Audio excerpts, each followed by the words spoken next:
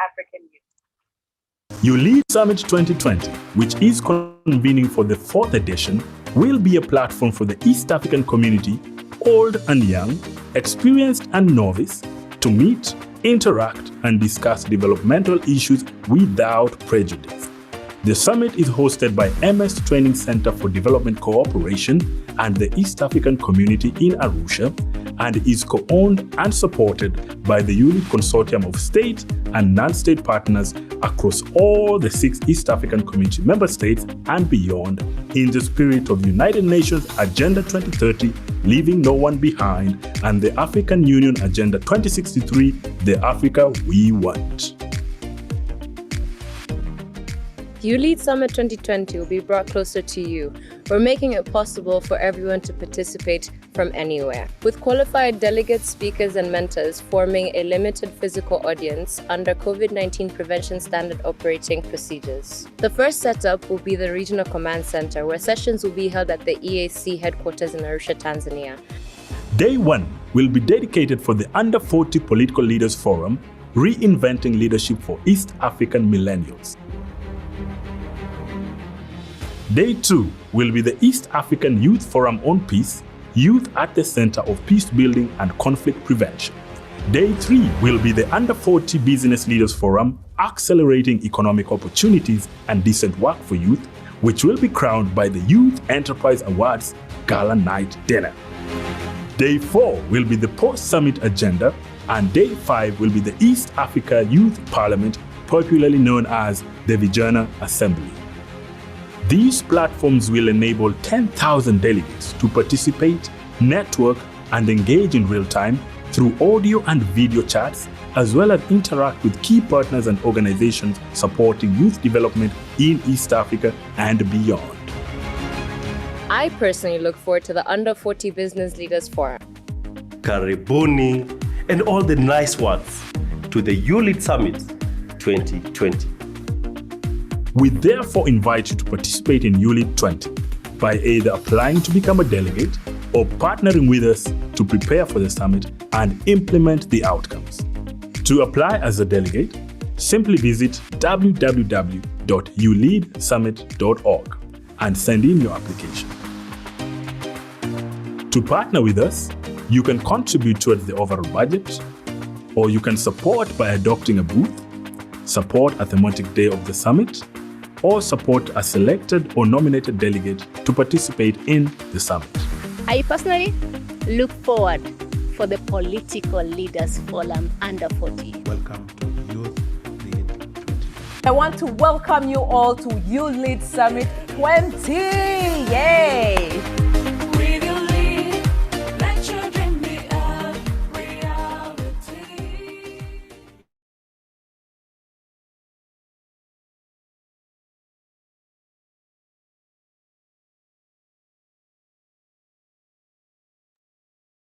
We need to beg for women to be invited in. Women can take charge. We can create our own spaces where we can break these stereotypes, we can shatter the glass ceilings, we can take charge and then change the narrative.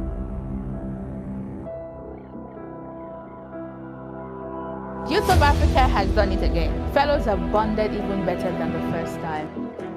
Facilitators were brilliant. Feminism is on African. Say that to my grandmother or my great-grandmother.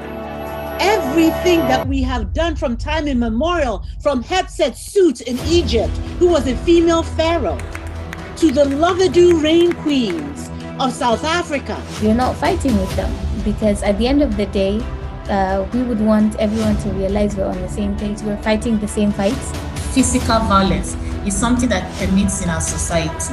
This is what they're doing because they can't see the long-term repercussions of their actions.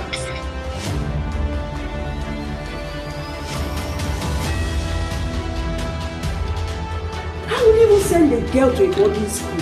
Why are you wasting that money? Let her be here. So all those things build me up. And we all came to agree that it's not about the title, it's about rolling up the sleeves and getting to work, empowering women and advocating for their rights.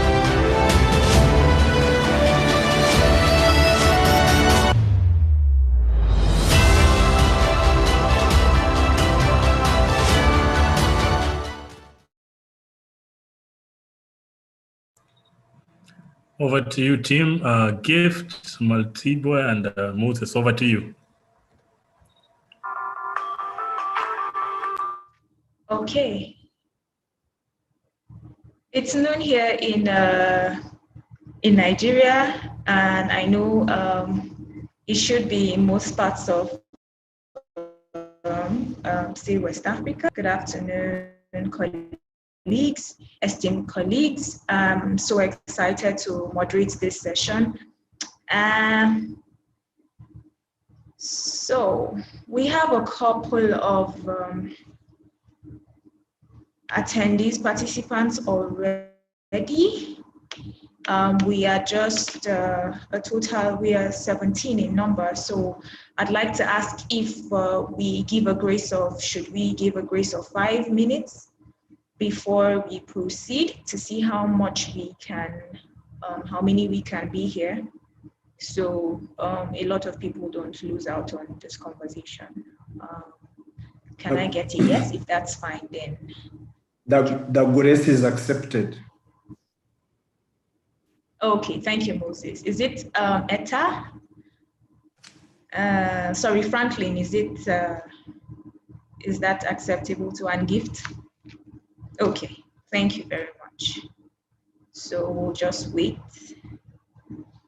Oh, we have our panelists here too. It's a pleasure to have you here, Leonard Baja and Elvis Aye. It's a pleasure. Thank you so much for joining this session. So like we agreed, we'll just give a grace of 5 minutes. So at 11 past 12, would kick off, if that's okay. Thank you very much.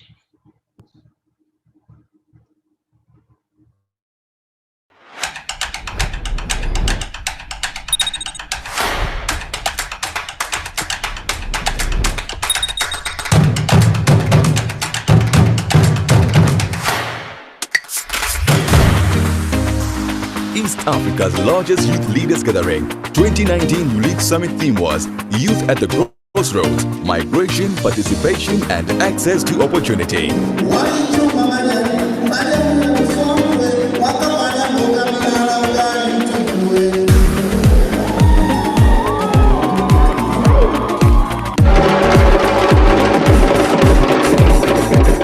You are welcome to YouLead 2019.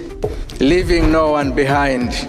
According to data, the world is a young world, and in particular, Africa is a young continent. So we are wondering, why can't young people take over that region? We think that the moment is now. We think that the potential exists. We think that you can actually make a difference, and you can actually take this region to the next level. The youth are not the leaders of tomorrow, but the leaders of today. And political seats are never given, they are taken. So can we seek to address that, such that at the end of the day, we're ensuring that we are getting rid of emerging oppressive practices that end up marginalizing youth further, including the young women that we as women have in our houses as domestic workers? I myself, being a young person, I think I came here not just to represent the open society, but also to be among the participants and learn from other people. We all need peace and security to be able to do whatever we want to do. Remember one thing, the average age of leaders and politicians in Africa is about 60 years of age. You are not there. And you can never get to 60 years of age if you are used for their purposes. So you need to understand you have the capability to engage and do anything, including being presidents of countries. So I encourage you to share your ideas, experiences, and make the most out of the next few days. But I'd like to leave you with a quote from an American author called Carl S. Buck. She said, "The young do not know enough to be prudent, and therefore they attempt the impossible and achieve it generation after generation." It is your moment. It is your moment, and you have all reasons, legitimate reasons, to claim your space. We are not wise enough to give it to you, so you have to claim it. Claim your seat. If you want to ensure that things work well in our countries, Uganda, Tanzania, Rwanda, Burundi, build the judiciary and work towards building that to work. If youth in East Africa want to lead, my own suggestion is that you seize it. Stop agonizing, organize. Day 1, Youth in Politics, East Africa's Under 40 Political Leaders Forum, Reinventing Leadership for East African Millennials. The forum focused on examining East Africa's current political narrative, attitudes and practices. It assessed whether the political policy choices and priorities adopted by East African leaders embrace the legitimate aspirations and voice of youth in the region and respond to their needs and demands. Also discussed was the vulnerability of youth to conflicts in the region, the role youth can play in peace building, ensuring sustainable security and stability in East Africa. Is that politics is invariably personal. And that means that when people get into politics, you get brought down to the ground level really fast. Encouragement to the youth is that nobody is going to give you power. Nobody is going to tell you that there is a seat somewhere. You have to seize that. Let's see ourselves as problem solvers.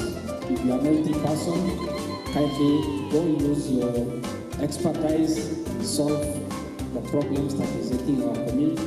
Outcomes: launched the first ever East Africa Under 40 Political Leaders Forum to now be held annually. Initiated the process of forming an East African Youth Manifesto and a campaign on the East Africa Youth Want. Initiated a youth leadership and mentorship program, the first cohort to be admitted in 2020 for serving and aspiring young parliamentarians working together across the region. Created a network to connect ULEAD alumni with mentors and mentorship opportunities to inspire alumni to compete for elective positions elections in the next election cycle across the EAC partner states and working together towards peaceful elections to avoid election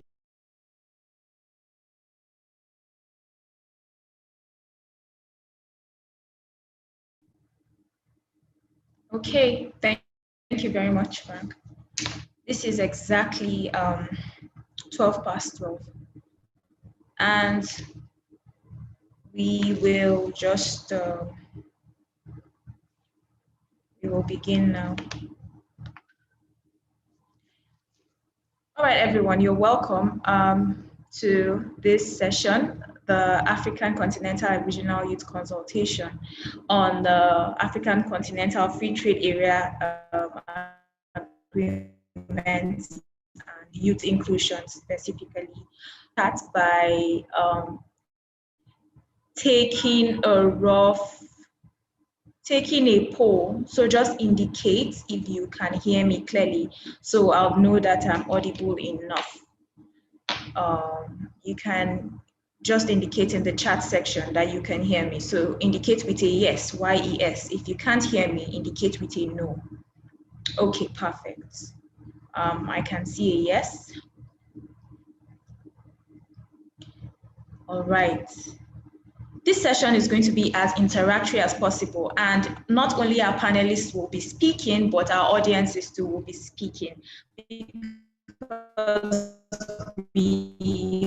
this is the youth dialogue, so would like to people who are present in this consultation. First of all, it's for every young West African. So I'd also like that our participants do us a favor. Please, aside the panelists, our participants, if you know that you would want your friend to be on this session and to also benefit from this conversation, please just share the link. The same link you used to register for Zoom, just share the link on WhatsApp. WhatsApp is the fastest platform for you to, of course, invite someone. So you can share on WhatsApp, just share the link with a friend and say, hey, are you busy? Or are you less busy? Just hop on this conversation and listen. In fact, the person can multitask, work and also listen to what's going on to this conversation, because it's really important. So I'll start by introducing myself. My name is Maltibwe Danjuma. The Media and Communications Lead with Youth Hub Africa, and I love what I do. I'll be your co-host for today. We are also very pleased to welcome you to this event, to this virtual conversation.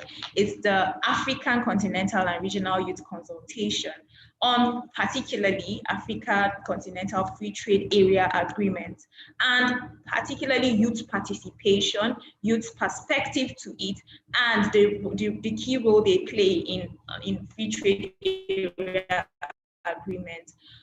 This Youth Hub Africa and other partners, with of course support from GIZ African Union Office and other serving organizations across Africa. So before we go right into the conversation, I will be introducing my esteemed panelists. I'll start by introducing Elvis Aye shortly. So what I'll do is to introduce our panelists, and then we'll just I'll hand over to Moses Kanye-Sige. I hope I pronounced that right. So he'll give us a clear overview of what this consultation seeks to achieve and why it is important that young people join this conversation, because this conversation is not about me as a person, but about every young person in the room. And it is important for your full participation. I'll dive right in by introducing Elvis Aye.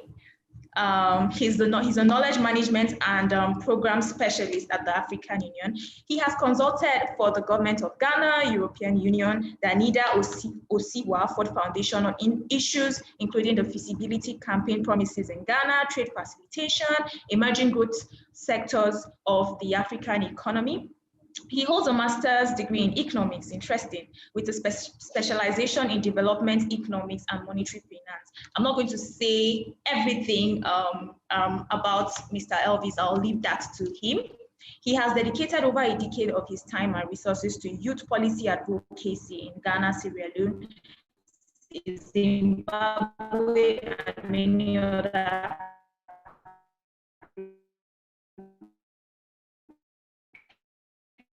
countries. And he is passionate about the development of young people in Africa. So hey guys, that is why he is a panelist here today, because we would like to trade law, regional term reforms, competition law and policy, and natural risk. I know Leonard will be speaking more on that. And he has been active in public policy, in the public policy space in Nigeria and West Africa. And of course, for over 13 years now, he's serving as a consultant and committee member on a number of policy processes in Nigeria and West Africa. It's a pleasure to have you, Mr. Leonard. So before we go on, I'll hand over to Moses. Moses, over to you. So you just give a brief overview as to what this consultation is all about and what we seek to achieve. Over to you, Moses. Thank you, moderator. Thank you, Mark, for this introduction and for agreeing to be our moderator. This side where I am, allow me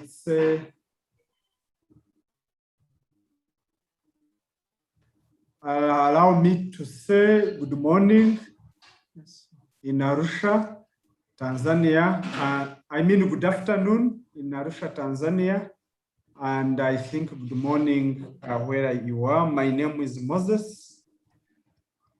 And I work with ULEAD. ULEAD is Youth Leadership Program, which is hosted by Training Center for Development Cooperation and whose headquarters are in Arusha, Tanzania. Specifically, this project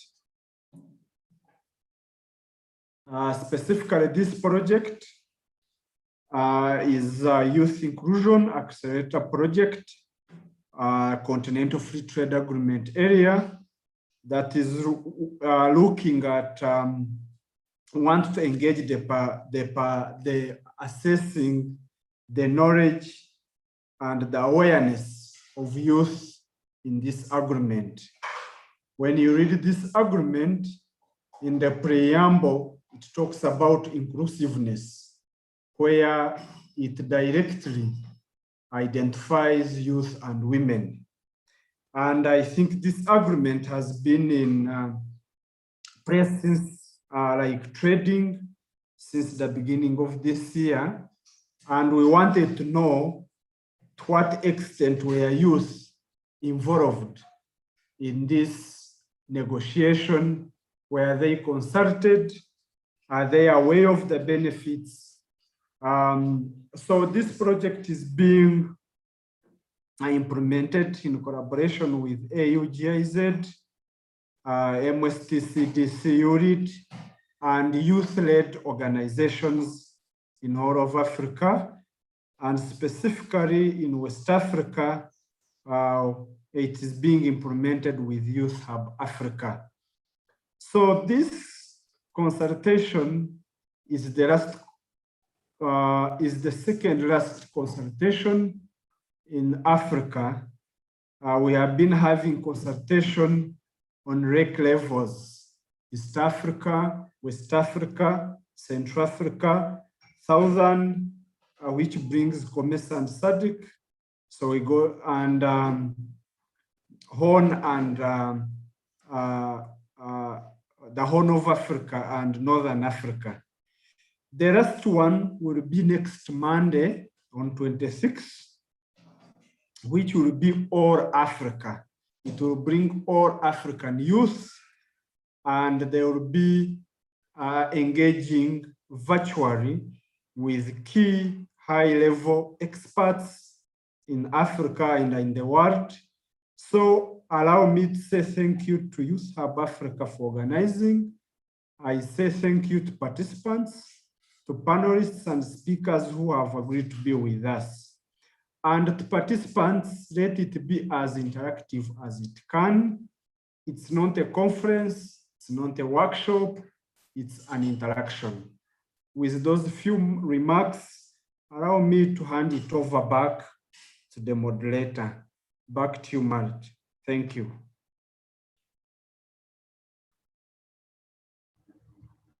Thank you so much, Moses.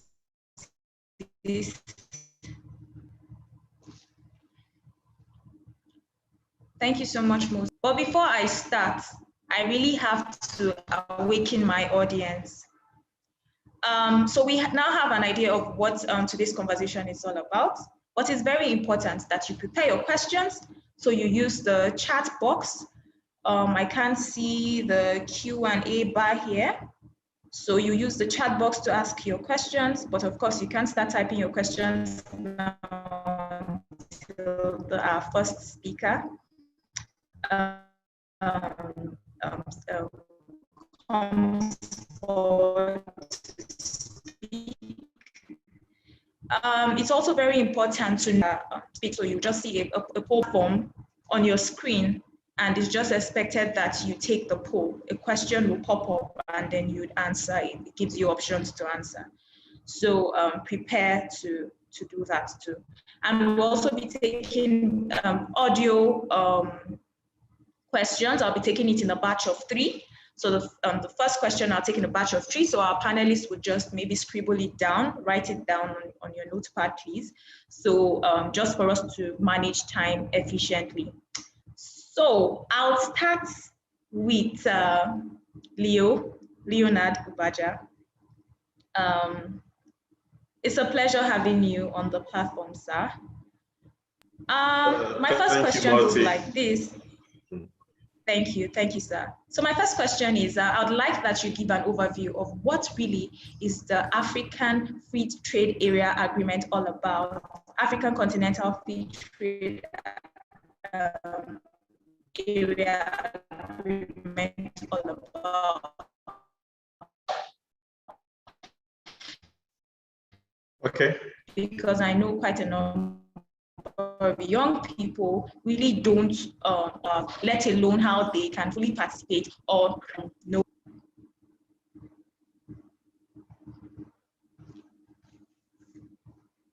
Okay, thank you. First, let me start by thanking the Youth of Africa team and the ULEAD team for putting this together, and to observe that for many years now, I've been working on trade policy and regional integration processes in West Africa and Africa for at least 13 years now. And one of my greatest concerns over the years is that I don't see a lot of young people getting involved in this process. Yeah, I can't refer to myself as a youth at this time, but when I came into this field, I was 30 or thereabout, and I was among the youngest in the space at that time, and up to today, that scenario hasn't changed much. Talking about the AfCFTA, you could look at the AfCFTA as well, the African Continental Free Trade Agreement. So the acronym is a bit difficult to pronounce, but AfCFTA has become the most acceptable shorthand pronunciation of the agreement. So it's a free trade agreement. Like every other free trade agreement, what it seeks to do is to break tariff and non-tariff barriers to trade. And I'll try to make that as simple as possible. So what it simply means is that African countries who are parties to the AfCFTA, and we hope all African countries will be parties eventually, but not yet so. All African countries who are parties to the AfCFTA would be able to trade in the goods and also the services that are covered under the agreement with minimal or no barriers. In terms of trading goods, that's the physical goods you can see, they are regulated by tariffs. So that means when you're selling to another country, you pay duties at the port for your goods to enter into that country. And those duties could range from anywhere from 0 to maybe 35%, mostly within Africa, that's the applied tariff rate. But the AfCFTA is saying, we want to liberalize up to 90% of the trading goods, such that you could trade these goods at 0% over a period of time. So that's what you call gradual elimination of tariff over a period of about 20 years. Most of those tariffs will fall to 0. So that means it becomes easier for you to trade among African countries. That's in the part of trade. But apart from those tariffs, there are also the non-tariff barriers actually, which deal with custom procedures, which deal with administrative procedures that make it more difficult to trade. And in some countries, and in fact, in most cases, the non-tariff barriers are actually stronger impediments to the free flow of trade than the tariff barriers. Then when it comes to trading services, you look at it, whether you're looking at financial services, telecommunications, you're looking at professional services, which we're looking at educational services, and all that. What this AfCFTA intends to do is to make it easier for service providers from one country to move into another country and offer those services in those countries. And when I talk about service providers, usually the trading services is in different modes. So whether you're in one country selling your products to another country in the mode 1, or whether you're moving from your country, say from Nigeria to Kenya for holiday, that's in mode 2, because you've crossed the border to access that service, or whether you're moving your business from South Africa to Ghana, for example, which is the mode 3, where you establish your commercial presence in another country, or whether you're just moving as a young professional who has skills from Togo to Rwanda to use your skills to earn money, which is the movement of natural persons and the 4th mode of trade. So what the AfCFTA seeks to do is to streamline, simplify, and reduce the barriers for this sort of movement, whether it is of goods or of services within the African region. And in doing this, it has a framework and architecture of the agreement. You have the agreement establishing the African Continental Free Trade Area Agreement, which we use the shorthand expression to refer to as the AfCFTA agreement. Now that's the head agreement, but within that agreement, you have protocols and annexes. Now one of those protocols is the protocol on trading goods, the protocol on trading services. You have the protocol on the ones that form on trading services. Then the phase 2 of it, then you're going to have protocol in the protocol on competition policy, investment, and the protocol on intellectual property. Now, the whole idea is that the whole body of agreement with all the protocols and annexes would help to reduce barriers to trade, whether you're trading in goods, whether you're trading in services, will reduce the entire barriers to trade, so that the intra-African trade, which we say today stands at about 16%, and which ranks among the lowest when you talk about regional trade globally. Some regions have as much as 60% of their trade being intra-regional. So we're saying intra-regional trade in Africa could move from the present level of 16%, possibly to up to 50% in the next couple of, say, 10 to 20 years. And the advantages that come with this is that you're looking at strengthening regional value chains where they exist, or creating new value chains. And how that works is this: if there is free flow of trade between, say, Nigeria and Gabon, for example, that means the manufacturer in Gabon or in Nigeria could make their business plan relying on inputs that are sourced from Gabon or sourced from so many other African countries. So that's how you develop regional value chains. You could start a production process in one country and then complete it in another country based on availability of certain inputs and factors of production that need to make that production process to get complete. So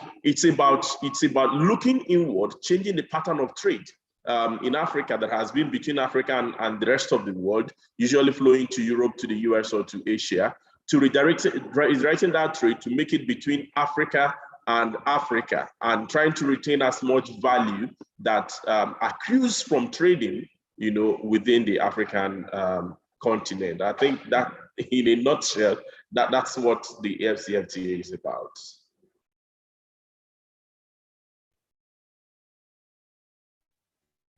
Thank you very much, sir, for simplifying take-homes for me, for me to fully understand very well. I don't know if you can hear me. Is my network stable?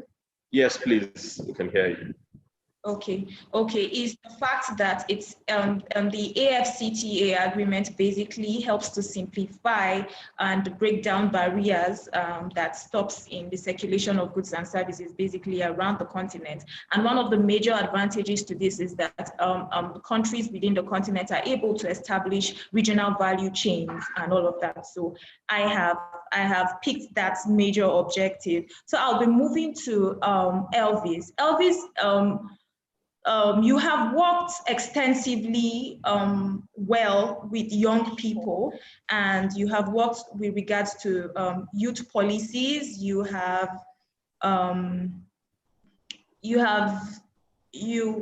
vast experience with regards to youth policies, and you know basically well. You know very well the benefit of this particular demographic. The African continent is largely made up of the young population and all of that. So my next question will be directed to you, Elvis. Do you, for a start, do you believe that young people play a critical role and their perspective is very vital to the successful implementation of the AfCFTA? Thank you so much. Thank you so much for the question. One thing I would like to say is, let me say very thank you to Youth Hub Africa for the opportunity to host me on your platform. I'm very grateful. My another appreciation goes to your co-founder, Mr. Rotimi Olawale, a very good friend and brother. I've worked together with him at the African Union for some, I think it's been almost a year now. I started working together with him at the African Union. He's been a wonderful friend and a brother. And thank you. Support. My greetings to him wherever he is. Tell him that I said I love him so much. Thank you. Okay. Now, I keep saying that anytime I'm communicating or I'm speaking to young people, I want to come down to the level of young people. I do not want to use so much economic terms and so much things to confuse young people. I want to communicate in such a way that the young man at Sokoto who is working on Gari or Ebawan, understand what I'm talking about. I want to bring things down to everyone's level. Yeah, that is my art of communication. How can do we believe that young people are involved in the AfCFTA? If that is my question, is that inclusion? Yes, the Africa Continental Free Trade Agreement by the African Union. The plan is to make sure that the major goals of the AfCFTA, the major objective, is to create opportunity for young Africans. This generation is fading away. This generation will go away. Who is the next generation they are talking about? Young people like myself, like you, like everyone on this call. We are the next generation they are talking about. If this generation is going away, the focus of the African Union is to make sure that young people are involved in this. So the purpose or the major target or objective of AfCFTA is to create opportunities for 30 million people across the continent, 30 million young people. Now, the minimum rate that has been set by the UN for daily living is $5.50 per day. How many of us are able to live up to the $5.50 per day?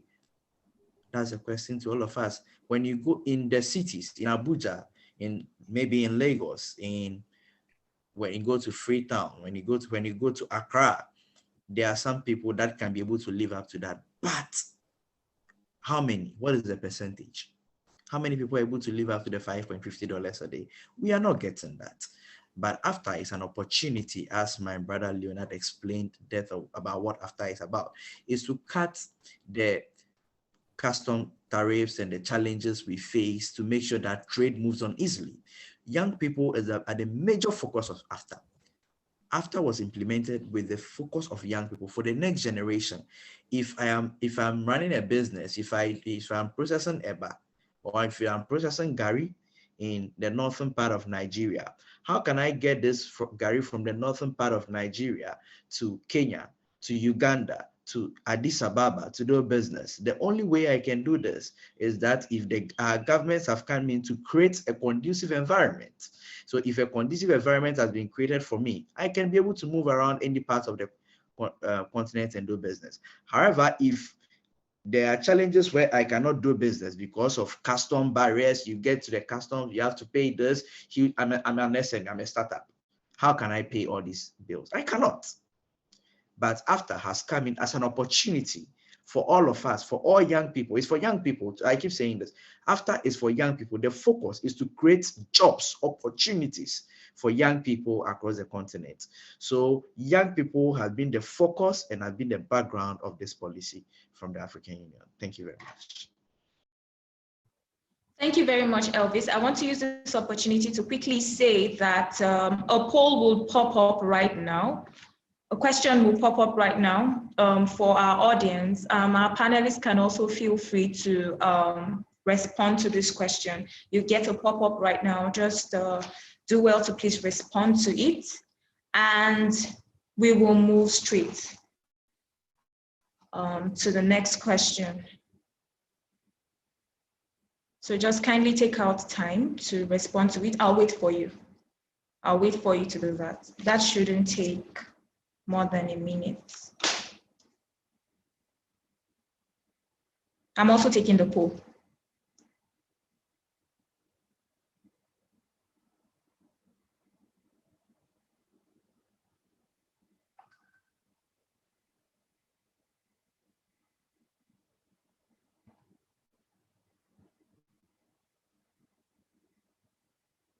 Okay, so we don't run out of time, I'll just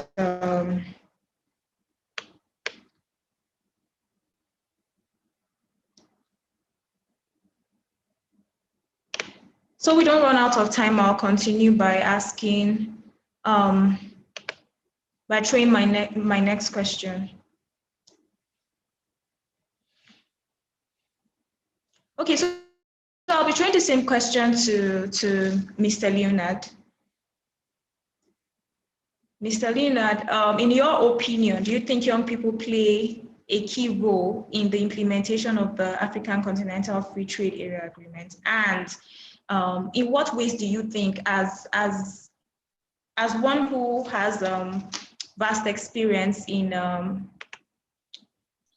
in trade economics, permit me to say, do you think young people play a critical role within the continent? And how best, if they do, how best can they participate in its implementation? Over to you, sir. Okay, thank you very much. Let's look at the numbers for a start. The figures say that over 60% of Africans are young people below the age of 25 years old. So, and Africa, of course, is home to 19 of the youngest of the countries with the youngest population in the world. So, what this tells you is that Africa is the continent of the future. What this tells you is that the young people, Africa is for the young people. Africa is for the youth.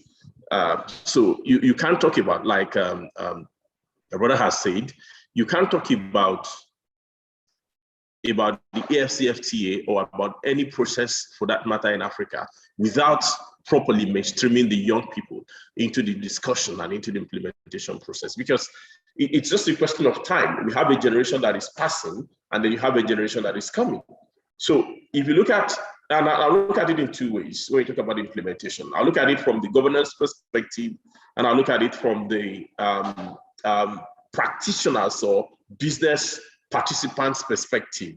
Let me start from the governance perspective, first of all. I had made a point that in my many years of being engaged in trade and regional integration processes in Africa, the young people have not been adequately represented in these processes. So most of my encounter with young people working on regional and continental issues in Africa is limited to political governance, elections, human rights, and those issues, but very little to do with trade and economic integration. And I think this is where I'm throwing out the challenge again, just as I've thrown out the challenge to a few persons I've tried to mentor over the years, that we need to have young Africans sufficiently interested in trade governance in Africa. Such interest should drive you to develop yourself in a field. There are now quite a few programs you can take within Africa, from what TRALAC offers in South Africa to what TRAPCA offers in Arusha, and quite a few other programs elsewhere for young people to learn, so that you'll be able to fill the leadership gap in trade governance in Africa. And the capacity is not quite high. We have a lot of capacity gap when it comes to trade policy governance, both at the regional level, at the continental level, and at the national level. Almost in every country, that gap exists. So the young people need to step up to fill that gap. Yeah, some people say, trade is a very technical topic. It is, but it's something that you can learn if you want to apply your mind to it. Now, that's from the governance perspective. And just another point on the governance perspective, you'll agree with me that if you don't have young people engaging these processes, at the level of the African Union, at the level of the AfCFTA Secretariat, at the level of the regional economic communities, whether ECOWAS or SADC or COMESA or what, if we don't have young people engaging these processes, then outcomes would most likely not be favorable to young people. So that's the challenge to every young person working on continental issues in Africa. Now, from the practitioner, from the trade or the business perspective, the AfCFTA holds a world of opportunities for young people in Africa. If you look at it, we have an increasingly entrepreneurial society when you look at most African countries, where you have the startup culture. Many people are branching out into tech, into a manner of businesses, trying to set up something and do something for themselves rather than relying on the regular 9-to-5 job. Now, how can you scale these businesses if you're faced with constant barriers? So whether you're an MSME producing, maybe producing handcrafts or producing something in one corner, maybe food items in one corner of Africa, you want to be able to seamlessly sell your products to every other African country, and not just selling, just the transaction of selling. That transaction involves payment, cross-border payment. That transaction involves cross-border logistics. So that means you have to move those products from one part of the continent to the other. and that's when we begin to talk about issues like the kind of infrastructure that we need to drive trade in Africa. We begin to talk about issues like those customs procedure. Like we know in Nigeria, going through the customs is a very painful procedure in Nigeria. It's either the Apapa road to the Apapa port is locked down for days, or it's either just one thing or the other. And these things replicate in other places. Even when you're going through the land borders, the harassment of the security people, the demand for bribes, and the painful delays that occur. Now, if we faithfully implement the AfCFTA, every young person who is involved in one kind of business or the other, either selling their products to a neighboring country or importing their inputs from a neighboring country, then they'll be able to have a less painful process of doing their business. Now, you look at the startup, the tech startups, for example, and that's when the issue of trading services becomes very important. Now, under the AfCFTA, 5 services sectors have been prioritized. These are telecoms, transportation, business services.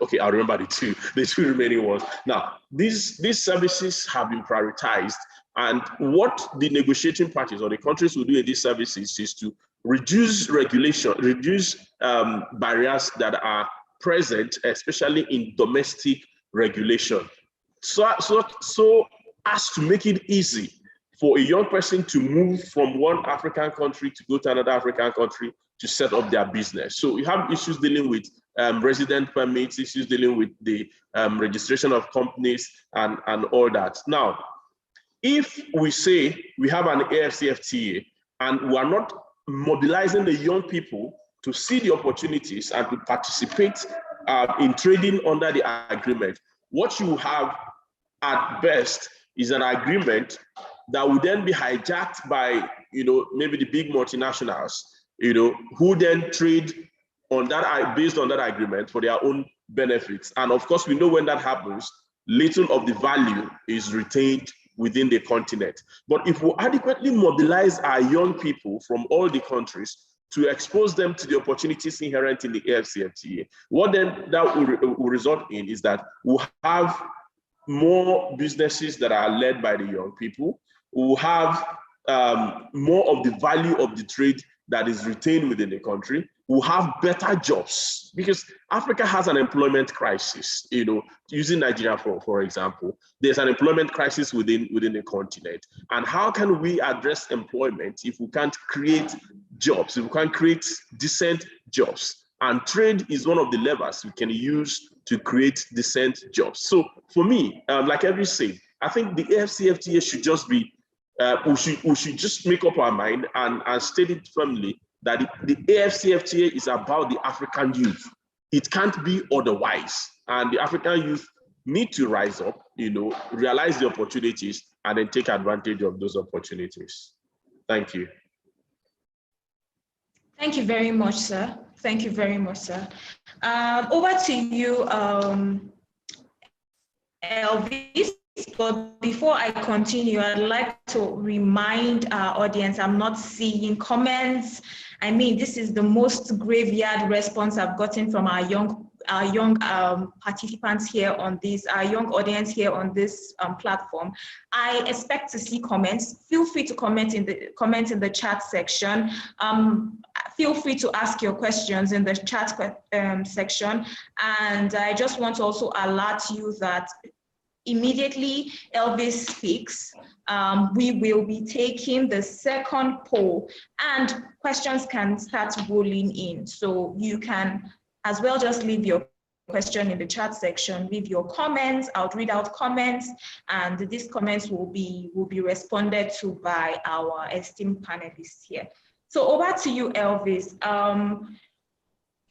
Mr. Leonard mentioned adequate mobilization of youth to benefit. That was one of the things he mentioned. The governments around the continent to adequately mobilize young people so they can readily benefit from this free trade area agreement. What, in your opinion, or what would you advise, how best can the government and policymakers across West Africa also benefit, how best governments involve young people. Thank you very Mr. much. Elvis? Thank you very much, Monty. Yes, I heard Leonard very well. Leonard, let's say he explicitly explained and went deep into it. Thank you so much, Leonard. We are grateful for that. One thing that I want to say is that I said initially, and Leonard also said it again, I'm saying young people are part of the process. AfCFTA was created for young people. How can we make sure that young people are involved? Dialogue like this makes someone aware of it. How do we take AfCFTA to the next level? How do we let people hear about AfCFTA? I keep saying, and I said this in my initial submission, if I live in a village with no access to internet, however, I have a business that I'm running. I'm running a little agriculture company or anything that produces agriculture. How do I hear of AfCFTA? I cannot hear of AfCFTA. How can we make sure that this goes there? It depends on the government. It's not only on our government. It depends on we, the young people ourselves. We have to take the word out there. We need to create dialogues. Dialogues shouldn't be centered in the capitals alone. Dialogue should be sent to our communities, the villages, wherever they are.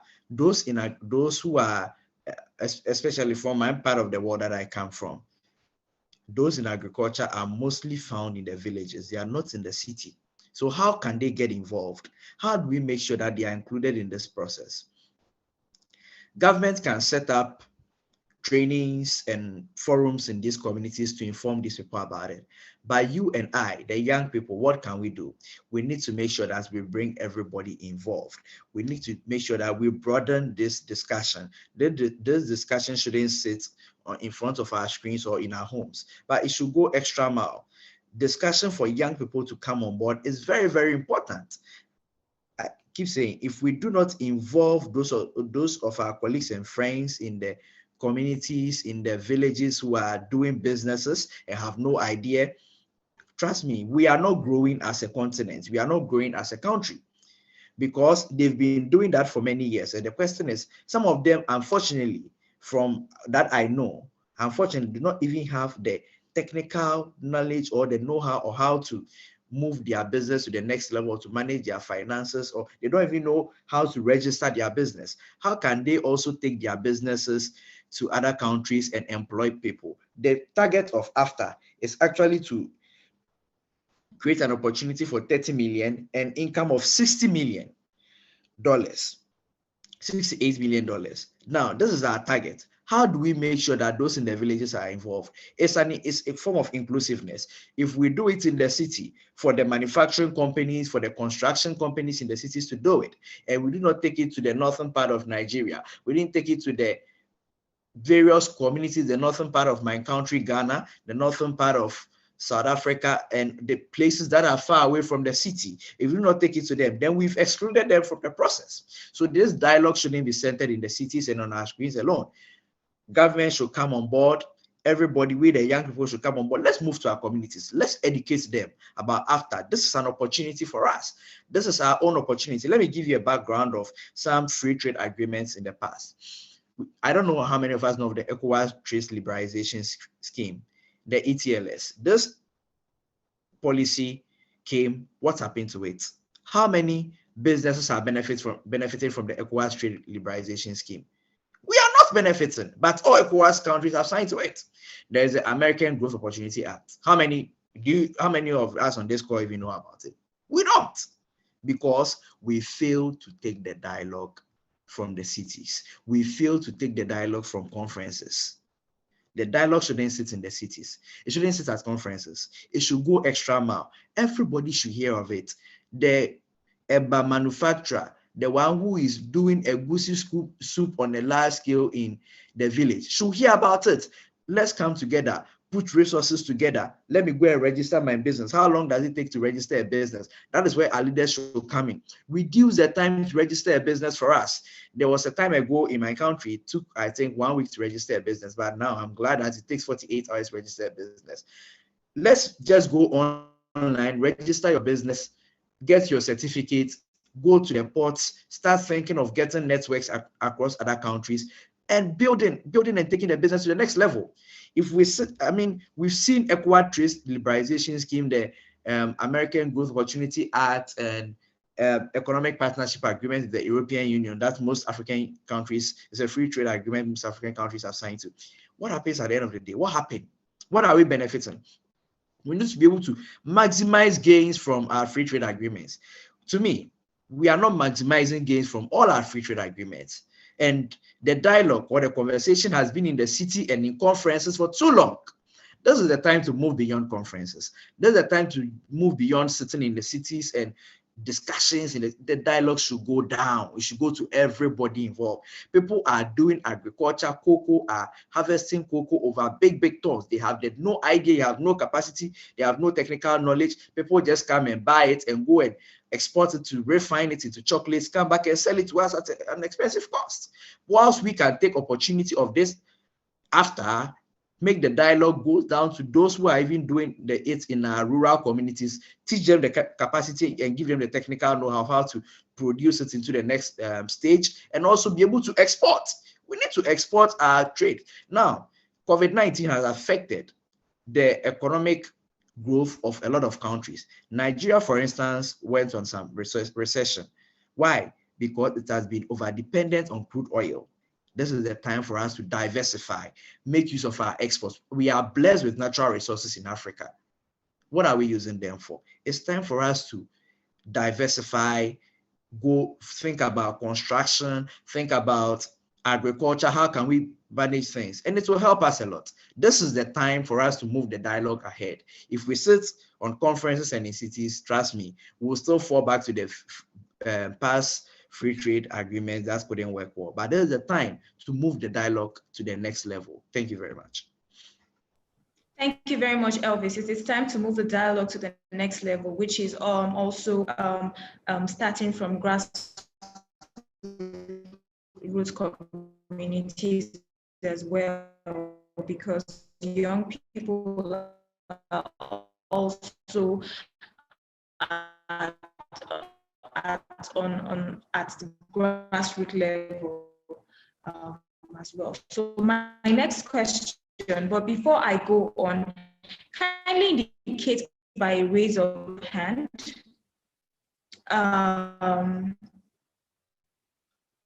if you've been listening and you would want to send in your contribution. So just your hand. I think you can.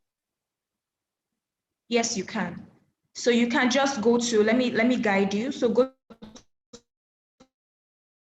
to the bottom of the screen, you'll see reaction. Tap on raise hand, just tap on raise hand in the participant section. Please, we need to be polite about it. This is a very,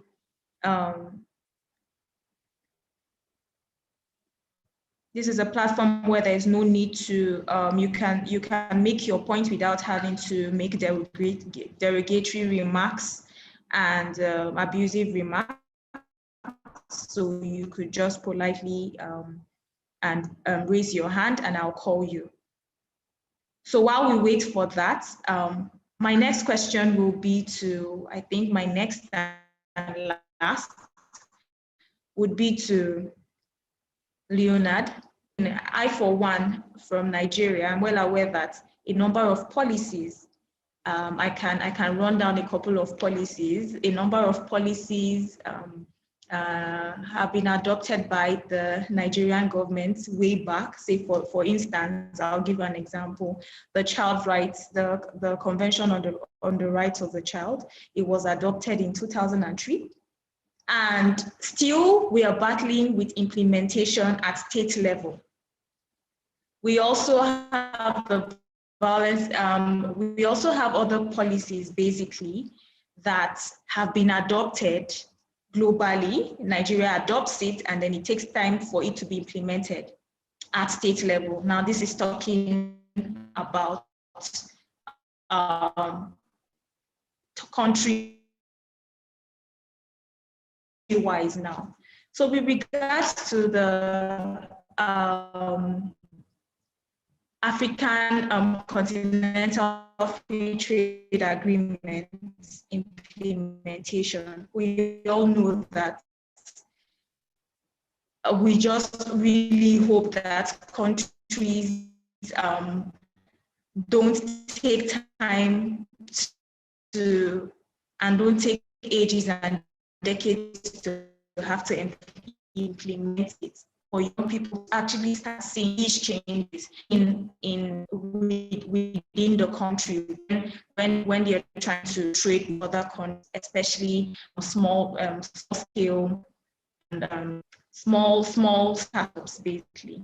So what would your advice, what do you think to place to ensure that, and for young people, to entrepreneurs who are getting tired, I mean, with regards to costing, when we're talking about light, water, and a lot of other things, resources that go into production. So how best would you advise governments, or what strategy do you think the government should put in place to ensure that there is early implementation? Can you hear me? Yes, I can hear you clearly. Thank you for that question. In fact, if you had not asked me that question, I would have still commented on it, because to me, that's the crux of the whole thing. The AfCFTA is continentally determined and agreed upon, but the crux of the enforcement is at the national level, not at the continental level. So what this means is that if the national governments don't do the right things they ought to do, then we're not going to achieve much result. And I'll give you an example. For businesses to thrive, the investment climate within countries will have to be optimal. We hear a lot of talk about the ease of doing business, and if you look at the global ranking that is hosted by the World Bank, you see that African countries are not one of the top performers. The best performers in Africa you find like Mauritius, Botswana, Rwanda, and the rest of them. But on the average, the African countries would hover around 100 or 110 out of about 186 countries that are ranked. So that tells you, and the issues that are considered there are issues that relate to starting a business, the ease of starting a business, of paying taxes, for example, the ease of the custom procedures that constitute trading across border, the ease of getting connected to the electricity grid, that's access to electricity, registering property, resolving insolvency, getting access to credit. So these are basic issues that are dependent on the national governments. It's not the AU, it's not the AfCFTA Secretariat in Accra that is going to do this. So the best way to ensure that the AfCFTA agreement, delivers on its promise is for the countries, for the national governments to take full responsibility to improving their investment climate. And again, this is where the young people come to play. Now, for example, in my organization, most of the advocacy we do is centered around, pushing the government, especially at the federal level in Nigeria, to undertake those kind of reforms that are necessary to improving the ease of doing business. And this is where I would like the youth-based organizations, especially in a place like Nigeria and in all the other countries, to make a gradual shift. It's not as if the work you're doing in the area of human rights, girl-child rights, election, and democratic governance are not important. They are, but you need to create the organic link between those political rights and issues and the socio-economic rights and issues, because at the end of the day, they are composite. If we don't have a properly functioning economy where the young people have opportunities, then the young people are more prone to succumb to being used as miscreants, as thugs during elections. So empowering the young people would actually solve a lot of the problems that the political governance programs are addressing. So in that sense, the youth-led organizations like Youth of Africa, ULEAD and the rest of them should begin to pay more attention to economic governance issues, begin to advocate for government to improve the ease of doing business. I mean, we live in Abuja and we've seen how the government agencies can randomly just go and shut down people's businesses. And but when you protest, they bring out one regulation that was made about 30 years ago that they may not even be able to find the original copy themselves. So how would they expect you as a young person running a business to even know what that regulation is all about? So we need to actually come to the place of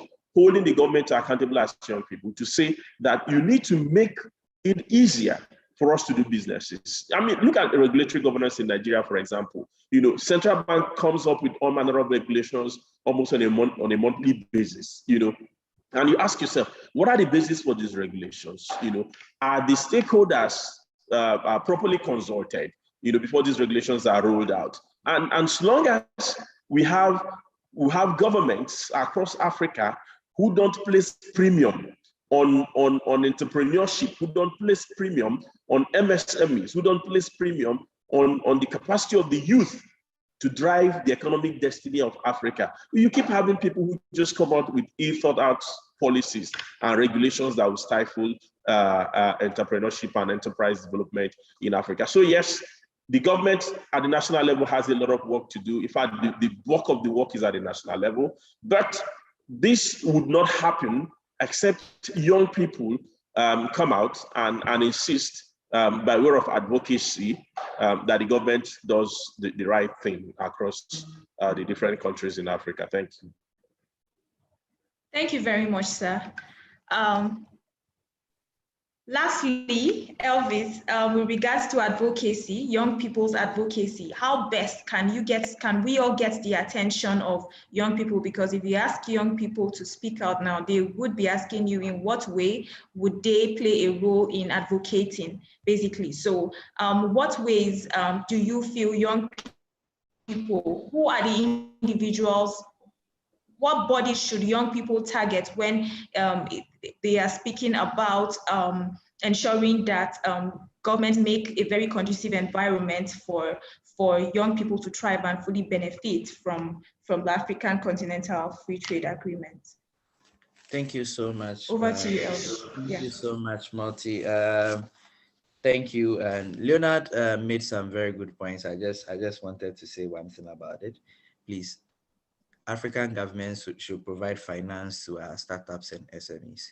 I mean, they cannot do business without that. If they do not have the finance, they cannot go to banks for loans. So please, it's just a recommendation I'm adding to my brother's point. Okay, how can young people be engaged in the advocacy process, or how can young people advocate for after it's not going to be easy for we the young people. I mean, sometimes I keep saying that if you walk to it, and I remember my days in active youth work. You can work to a leader's office and they'll tell you that, hey, get out. We don't have time for you. What are you coming to tell us? It's not been easy for them to listen to you, but as an advocate, we do not give up. We need to keep pushing. Young people should start off coming together. Youth Hub is doing a great job here. Others are doing it in the, I know Kenya, I know Rwanda, some young people are doing an amazing job. You do not sit in the confinement of your homes. You should start engaging people, start bringing the leaders together, roundtable discussions, intergenerational dialogue. How do we make sure that we young people are benefited? Bring them to the table, ask them questions, start by creating intergenerational dialogues. I keep saying that is the best way forward for us. Bring the leaders on table. Come and ask them, please, how can you help young people? We need financial support. Can you help us with the ease of doing business?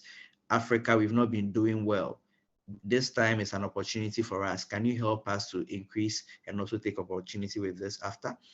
Young people, I keep saying, shouldn't be relaxed, but we should put some form of force or pressure. Advocacy is a tool. And in advocacy, there are various levels and stages. Let's start with bringing the leaders to the table. When we bring them to the table for discussions, then we know where we are headed. Aside advocacy, what else can we also do for young people to also be included? I'm looking at the various levels of advocacy. Aside the intergenerational dialogue, what we can also do is to make sure that as young people within our areas or zone, wherever we find ourselves, we try to speak the word of AfCFTA. We try to discuss on AfCFTA. For instance, there is a Clubhouse group that usually meets every week to discuss on AfCFTA. Businesses are joining, young businesses are joining, sharing ideas. I believe that sharing of ideas is also the best way forward. You cannot keep the ideas in you alone. You need to share it with any other body or any other person you come in contact with.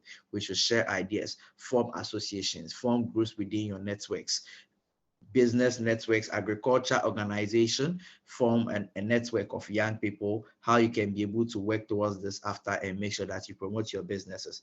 Let's share ideas, let's form networks, let's call for an intergenerational dialogue with our leaders, let's push them to the table. This is what we need. These are needs assessments. We've done this. This is what we need. Can you please help us? We need funding for this.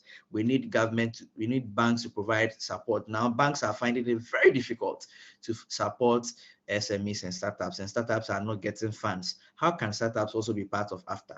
If AfCFTA was actually created for young people and our leaders sat and agreed and said that it should be able to create employment for young people on the continent, then we should bring leaders to the table and discussion. We should bring them across and go to the banks, ask them, we need funding, we need $2 million, we need $30,000, we need $50,000 to run this project to also get on AfCFTA. Banks, can you give us a loan?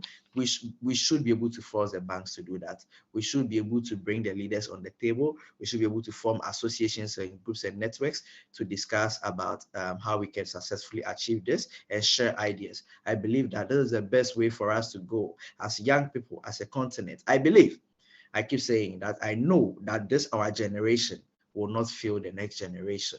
Thank you very much.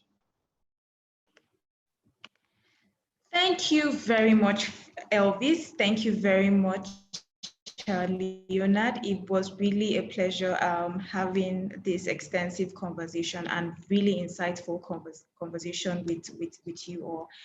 So I'll just point out that announced here by my colleague Franklin. But before we do that, because we're running out of time, I'll just shift to Leonard and ask him to give his last words. And then I'll ask Elvis to do same. Then we'll get our polling results and then the closing remarks because, okay, we have a question here from Gift. Gift says, what are the exact benefits of the African Continental Free Trade Area agreements to the countries who have signed the agreement, specifically to young people? Okay, so this is a different twist now. What are the benefits to even the countries? What do the countries stand to benefit from this? I think this was earlier mentioned by Leonard. I think, can Leonard just summarize again if he doesn't mind, and then just give your last words, sir. Then we move over to Elvis and then we give the poll results. So over to you, sir. Can I go over the question again? Did you get the question? Well, I got the question. So like I said in my first remark is that what the AfCFTA seeks to do is basically to eliminate the barriers to trade among the countries in Africa. And the benefits are simple. Both in reality and in literature, trade leads to growth. So when a country is able to trade more because of reduced costs and reduced barriers in trading, it's expected to have a ripple effect in the economy in terms of job creation, in terms of improved productivity, increasing the standard of living, and all that. So yes, trade is a good driver of growth, but when you have various barriers or irritations that hamper growth, then countries tend to suffocate and not being able to trade as much as they can. Specifically to the young people and maybe to every other person in the economy, is that when you have reduced barriers to be able to sell your products or your services across the border, where you have the right infrastructure in place to be able to move your goods or move your services across the border, you tend to expand your business, or you tend to conceive new businesses because there are market opportunities that are available to you. So the AfCFTA provides African countries with a market of over 1.2 billion persons, and that's a huge market for any entrepreneur in any country, any young person in any country, to begin to dream up ideas that you could sell to this market. By way of closing remarks, let me again thank the team for putting up this, and thank you, Morty, my sister, for moderation. Let me also use this opportunity to charge the young people in the two areas I've talked about, and that's in trade governance, that we need to have more young people who are experts on these issues, who can also take the message down and like every state, step it down to the grassroots. So we need more young people who are getting this expertise. That's in the trade governance, so that whether you're advising businesses, whether you're working within the government or within the regional organizations, we need more young people who are working and talking about these issues. Secondly, we need more young people who are dreaming up opportunities, that would earn them money, on this platform of the AfCFTA. And to do that, again, we need to take the message down and down and down to wherever young people are found. Finally, we need young people who are advocating for improvements in the investment climates at the national level across Africa. Those are my final words. Thank you.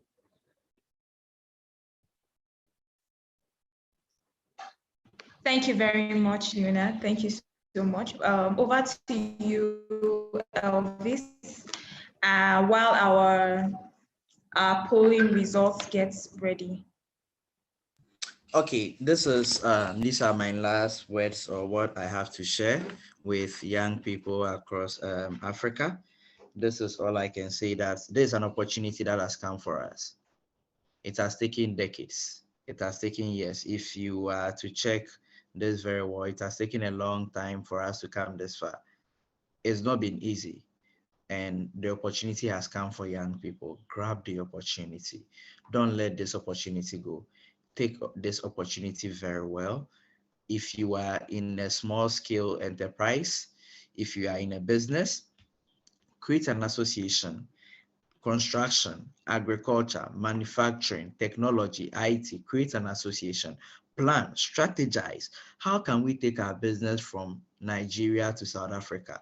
How can we move our business from Kenya to Ghana? How can we move our business from Sierra Leone to Zimbabwe? This is the time for us to discuss.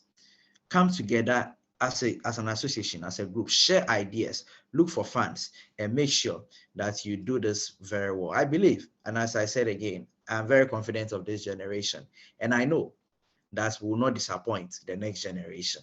Thank you very much.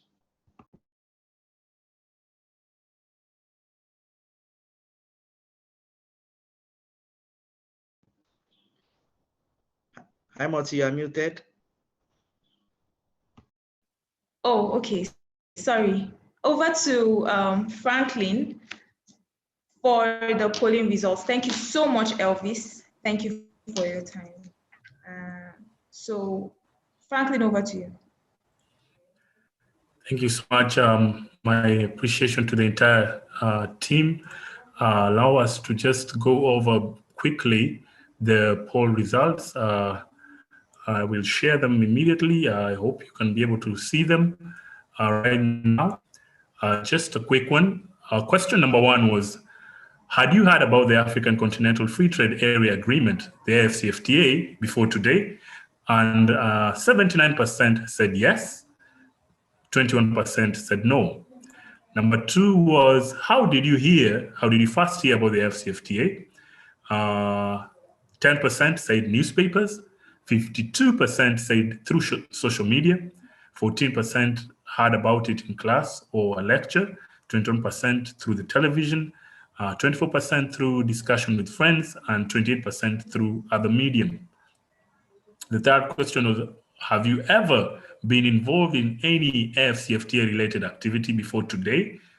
24% said yes, 76% said no. And the fourth question was in terms of interventions. How best do you think you can be involved in AfCFTA implementation as an individual or a youth organization? And so 24% mentioned that they could participate in ongoing AfCFTA national implementation strategies. 41% participate in advocacy to facilitate cross-border business. 52% also ticked awareness creation, messaging and dissemination of the AfCFTA content.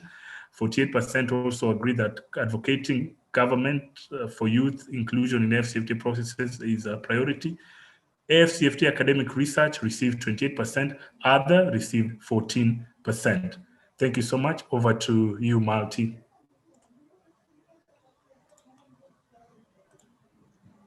Thank you so much, Franklin. That was a very comprehensive report taken from our polls. Thank you very much. And with this, we come to the very end of the session on youth inclusion, participation, and perspective on the African Continental Free Trade Area Agreement. It was a pleasure having Leonard Otuonye-Ubaja and Elvis Aye as our esteemed panelists. Thank you so much for taking our time for this session. Although we did not have impressive contributions from our young audience, I really don't know why. I think we should take a poll on that backstage because I was expecting a lot of contributions from our young population.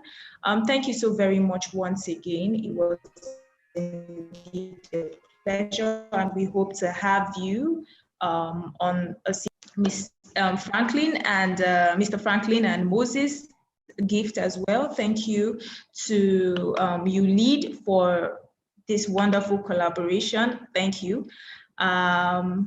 With this, okay, I can see an emoji of a round of applause from Graciana Nguo, and also contributions. And I also want to take this feedback too. We have a physically challenged audience here who said that he would have loved to contribute, but he is deaf, so would find a way to ensure that we have a more inclusive conversation in our future virtual meetups. Thank you so very much for your time, and it was a pleasure moderating this session with you all. Thank you very much to our esteemed panelists once again. Have a great weekend. Bye.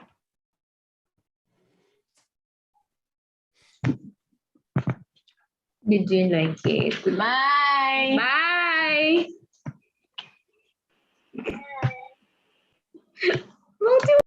The Summit 2020. My name is Solomon Serwanja. I'm an investigative journalist and a news anchor with NBS Television. I'm also the executive director of the African Institute for Investigative Journalism. The ULEAD Summit 2020 has been a center where young people from the East African community have been having meaningful conversation and reflecting on our position in the development agenda of the community. Tumejifunza mengi, and today tulikuwa tunaongelea gender based violence. Kama youth activist, kama gender activist, nimekuwa na wakati mzuri kudiscuss kuhusiana na matatizo ambayo yanatukabili sisi kama vijana, sisi kama wanawake na wanaume pia, watoto, kuhusiana na gender based violence. We've had several voices from all parts of the East African community, including Burundi, Rwanda, Kenya, Uganda, Tanzania, and all of us agree, at least we all agree on one thing, that the youth are very, very important in taking the East African community forward. I've appreciated the fact that almost everyone who has spoken have noted the importance of giving youth a platform to act from now, emphasizing on the fact that youth are not only the leaders for tomorrow, but also the leaders for now. So today tulikuwa tuna wakati mzuri kuelezea matatizo yetu, our challenges and our way forward. Tumeelezea kwamba we need to train ourselves, kubadilisha our mindset, kuona mambo kwamba we can do it regardless of our gender, regardless of our background, and we should cooperate, both women and men, and make a change of ourselves, push forward the development of our society, of our community as East African. I encourage all youth out there who are listening and watching to this to come through to the next ULEAD Summit. It's a very wonderful experience. ULEAD 2021 is the place where you need to get to. So when the applications go out, maybe starting next year, please apply, come through, come and share this wonderful experience. You will learn a lot of things, meet great